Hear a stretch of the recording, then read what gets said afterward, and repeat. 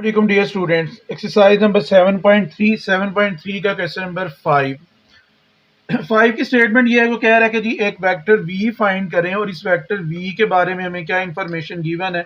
वो कहता है कि जी अगर आप v का i के साथ डॉट प्रोडक्ट लें वो भी जीरो है, j के साथ भी डॉट जीरो है, k के साथ भी डॉट क्या है जीरो है। तो अब हम लोगों ने क्या करना है जी, वो वेक्टर फाइंड करना है कि जिसका चाहे हम लोग i के साथ डॉट प्रोडक्ट लें फिर भी जीरो आ जाता है, j के साथ डॉट लें फिर भी जीरो, k के साथ डॉट लें फिर भी जीरो। तो मैं क्या करता हूँ, मैं एक वेक्टर लेट कर लेता हूँ।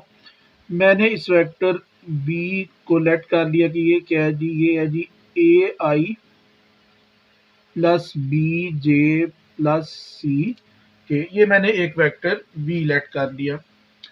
अब देखिए मुझे क्या गिवन है जी, सबसे पहले नंबर पे उसने ये बोला हुआ है कि इस वेक्टर का ना अगर मैं आई के साथ डॉट प्रोडक्ट लूँ ना तो वो जीरो के इक्वल है। इसको मैं वन का नाम दे देता हूँ कि जी v डॉट आई किसके इक्वल है जी, जीरो के इक्वल है। तो अब v डॉट आई जो है वो हम लोग फाइंड कर लेते हैं।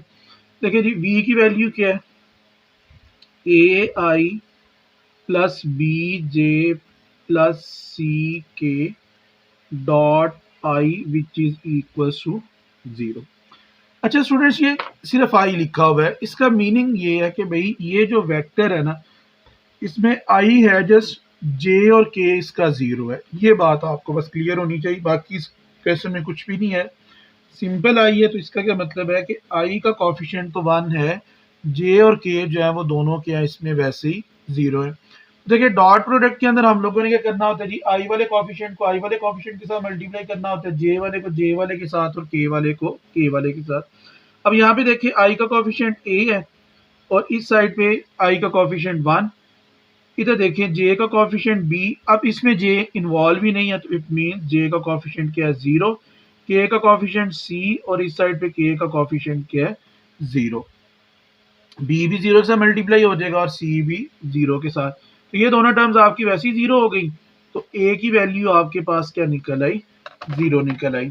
दूसरी चीज आपके पास को क्या गिवन है, उसने ये भी बोला हुआ है कि जनाबे वाला अगर आप बी का जे के साथ डॉट लें तो वो भी किसके इक्वल आता है, जीरो के ही इक्वल आता है। तो अब इसका जे के साथ भी डॉट ले लेते हैं तो वो क्या आएगा जी, a I plus B J plus सी के dot j is equal to zero. फिर से वही बात है कि सिंपली जे अगर लिखा हुआ है तो इसका मतलब क्या है, आई और के जो है उन दोनों के कॉफिशिएंट्स यहाँ पे क्या है, जीरो। फिर देखिए आई का कॉफिशिएंट इधर ए है, इस साइड पे आई का कॉफिशिएंट क्या है, जीरो। इधर जे का कॉफिशिएंट बी है, इस साइड पे जे का कॉफिशिएंट वन। इस साइड पे के का कॉफिशिएंट सी है और इस साइड पे के का कॉफिशिएंट जीरो। और ये सारा कुछ किसके इक्वल आ गया, जीरो के इक्वल आ गया। अब यहाँ से देखें बी की वैल्यू मेरे पास किसके इक्वल निकल आई, जीरो के इक्वल निकल आई।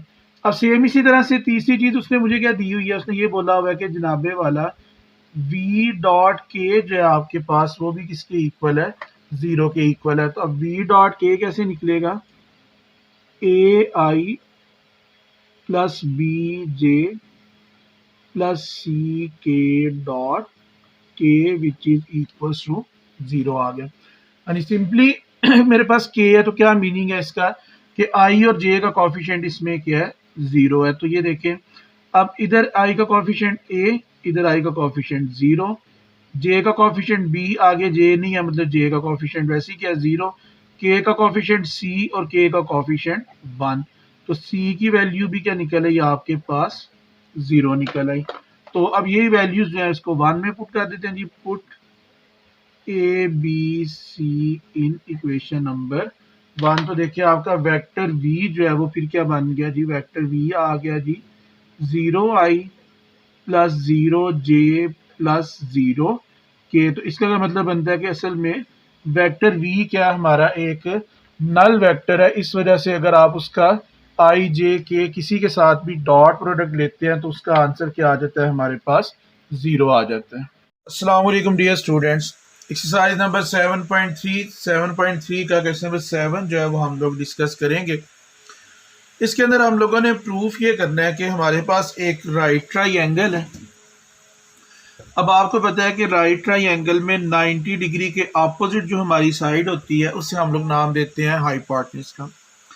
अब वही कह रहा है कि ये जो आपके पास हाइपोटेन्यूज बनता है ना, ये जो लाइन ए बी है, इसका मिड पॉइंट जो होता है वो तीनों वर्टिसेस से इक्वी डिस्टेंस होता है। मतलब इस एम का जितना इस वर्टेक्स से डिस्टेंस होगा उतना ही इस वर्टेक्स से डिस्टेंस होगा और उतना ही इस वर्टेक्स बी से डिस्टेंस होगा। ये चीज़ जो है वो हम लोगों ने प्रूव करनी है। ये कुछ चीज़ें जो है वो मैंने पहले से लिख ली हुई हैं।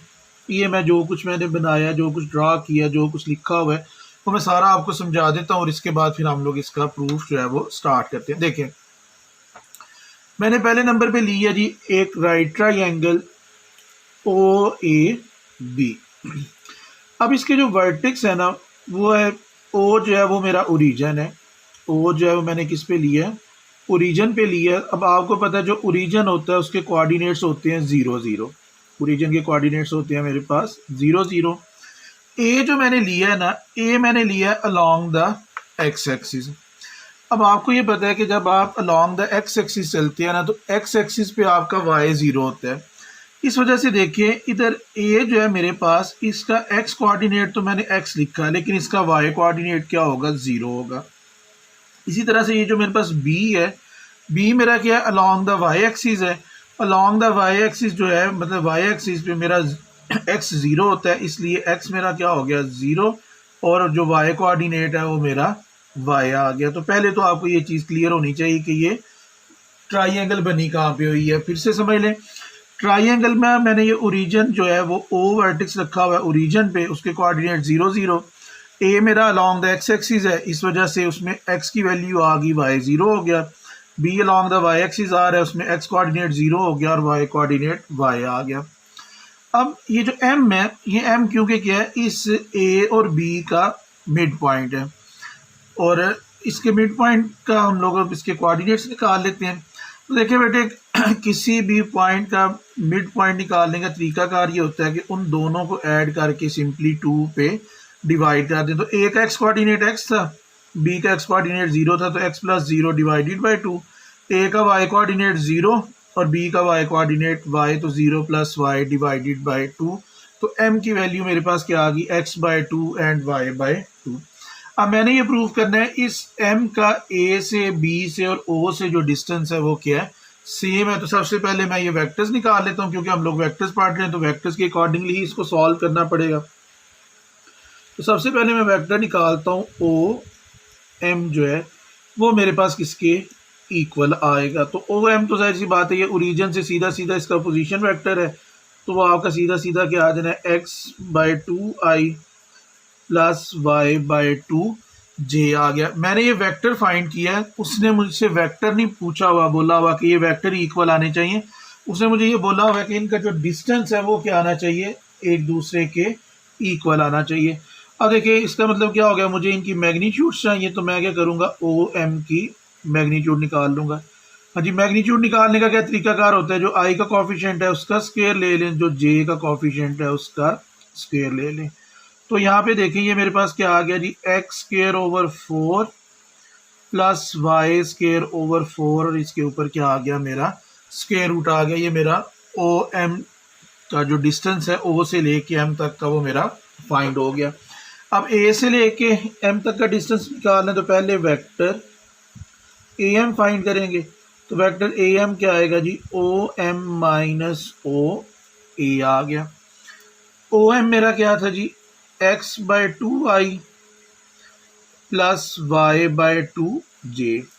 ओ ए आपके पास अब क्या आएगा, देखिए ये माइनस साइन पीछे लगा हुआ है, इस वजह से ये जो x आपका पॉजिटिव है, ये x आपका क्या हो जाएगा नेगेटिव, और 0 भी आपका वो ज़ाहिर प्लस माइनस होता नहीं, चले उसके साथ हमने 0 लिख दिया। अब देखिए ये y वाला जो j है दूसरी साइड पे वो तो वैसे ही 0 है, उसकी तो कोई कैलकुलेशन होनी नहीं। इन दोनों का हम लोगों ने आपस में सॉल्व कर लेंगे। तो देखें ये आ जाएगा मेरे पास x बाई 2 माइनस एक्स आई और साथ में क्या आ गया मेरे पास प्लस y बाई 2 जे आ गया। अब देखिए स्टूडेंट्स, अगर मैं इसका एलसीएम लेता हूं तो मेरे पास 2 एलसीएम आ जाएगा, x minus 2x i plus y by 2 j आ गया। तो minus x by 2i plus Y by 2j, ये मेरा वेक्टर निकला है ए एम। लेकिन मुझे क्या चाहिए, इसका डिस्टेंस चाहिए, इसकी मैग्नीट्यूड चाहिए। तो ए एम का जो डिस्टेंस है वो मैं फाइंड कर लेता हूँ। वो क्या आ जाएगा जी, -x/2 प्लस y/2, आई के कोफिशिएंट का स्क्वायर प्लस जे के कोफिशिएंट का स्क्वायर आ गया। इनके स्क्वायर्स लेंगे तो ये मेरे पास क्या आ जाएगा जी, x² / 4 प्लस y² / 4 और इसके ऊपर स्क्वायर रूट। जो मेरी वैल्यू ओ एम की मैग्नीट्यूड निकली है वही मेरी ए एम की मैग्नीट्यूड भी निकल आई है। अब तीसरा मैं फाइंड कर लेता हूँ, जो मेरा वेक्टर है B M.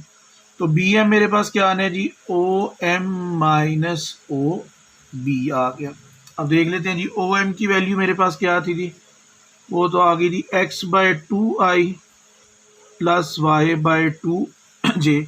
Minus sign operate होगा तो ये आपका 0i आ गया माइनस y/j आ गया। तो i का कोफिशिएंट तो ये वैसे ही x/2 आ जाना है। इसका क्या कर लेंगे जी, हम लोग एलसीएम ले लेंगे जी, y/2 माइनस y/j आ गया। तो इसके साथ आई x/2i plus y minus 2y/2j आ गया। तो इसकी वैल्यू जो है वो बी एम वैक्टर जो है वो मेरा किसके इक्वल आ गया जी, x/2i माइनस y/2j आ गया। अब देखिए स्टूडेंट्स, इसकी भी मैं मैग्नीट्यूड निकाल लेता हूँ क्योंकि उसने हमसे डिस्टेंस मांगा हुआ है, वेक्टर्स तो नहीं बोला हुआ उसने। तो ये क्या आ गया, x/2 का स्क्वायर माइनस y/2 का स्क्वायर। तो ये मेरे पास स्टूडेंट्स क्या बन गया जी, x² / 4 प्लस y² / 4। अब आप ये देख सकते हैं कि जितना आपका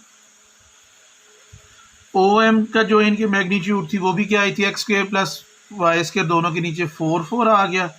सेम वही वैल्यू जो है वो मेरी ए एम की मैग्नीट्यूड की आएगी थी और सेम वही वैल्यू मेरी बी एम की मैग्नीट्यूड की आई थी। तो लिहाजा इधर से हमारा प्रूफ हो गया कि जो मेरा हाइपोटेन्यूज का मिड पॉइंट है वो तीनों वर्टिसेस से जो है मेरा इक्वी डिस्टेंस है।